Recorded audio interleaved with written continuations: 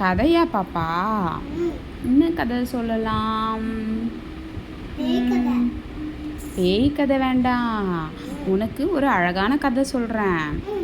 ஒரு ஊரில் ஒரு நாடோடி இருந்தாராம். நாடோடினா யார் தெரியுமா? ஊர் ஊராக நடந்து நடந்து போகிறவங்க. அந்த நாடோடி ஒரு நாள் ஒரு ஊர் வழியாக போயிட்டு இருந்தாராம். அப்போ ஒரு கிராமத்து வழியாக போகும்போது அங்கே வந்து ஒரு பூசணிக்காய் கொடி இருந்துதான். பூசணிக்காய் கொடி பார்த்துருக்கியா நீ? கொடி எப்படி இருக்கும்? தரையோட தரையாக படர்ந்து இருக்கும். அதில் பெரிய பெரிய பூசணிக்காய்கள் காய்ச்சிக்கிட்டு இருந்துதான். அப்போது அதை பார்த்த நாடோடி, என்ன இது, இவ்வளோண்டு செடியில் இவ்வளோ பெரிய காய் இருக்கே, இந்த கடவுளுக்கு அறிவே இல்லைப்பா. சே, எங்கேயாவது இந்த செடி தாங்குமா இந்த வெயிட்டை? இந்த இவ்வளோண்டு செடி குழந்த மாதிரி இருக்குது, இதில் போய்ட்டு இவ்வளோ பெரிய காய் வெயிட்டு தாங்க முடியாமல் இருக்குது.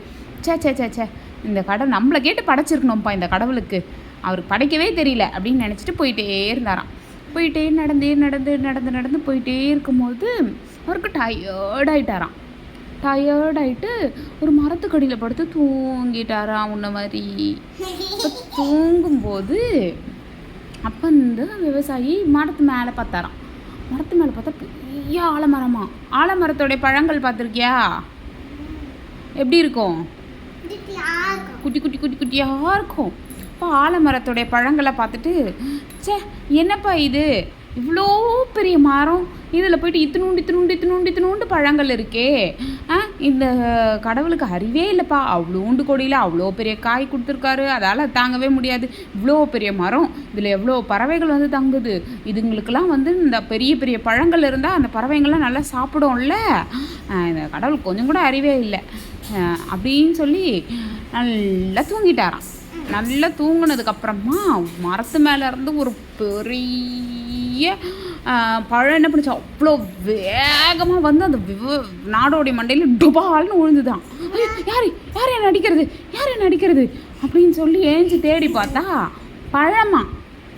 அப்போ தான் அந்த நாடோடிக்கு தெரிஞ்சுதான், அச்சோ நூண்டு அறிவு வந்துச்சான். கரெக்டு, அந்த நாடோடிக்கு அறிவு வந்துச்சான். நூண்டு பழம் மரத்து மேலே இருந்து நம்ம மண்டையில் விழும் போதே டொப்புன்னு இப்படி வலிக்குதே. இவ்வளோ பெரிய பூசணிக்காய் இந்த மரத்து மேலே காய்ச்சிருந்து நம்ம மண்டை மேலே விழுந்திருந்தா என்ன ஆவறது? நம்ம மண்டை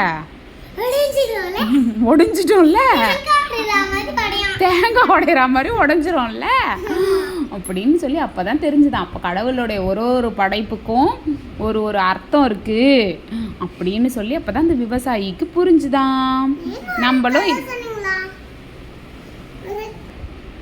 இந்த மாதிரி தான் நம்மளும் இந்த மாதிரி தான் கடவுளுடைய படைப்புகளை சில சமயம் புரிஞ்சிக்காமல் நிறைய தப்பாக யோசிக்கிறோம். ஆனால் கடவுளுடைய உண்மையான படைப்பின் ரகசியத்தை தெரிஞ்சுக்கிட்டோன்னா அது ரொம்ப நம்மளால் இமேஜின் பண்ண முடியாத விஷயமா இருக்கும். அதனால் கடவுள் நம்மளை எப்படி படைச்சிருக்காரோ அப்படியே நம்ம சந்தோஷப்பட்டுக்கணும்.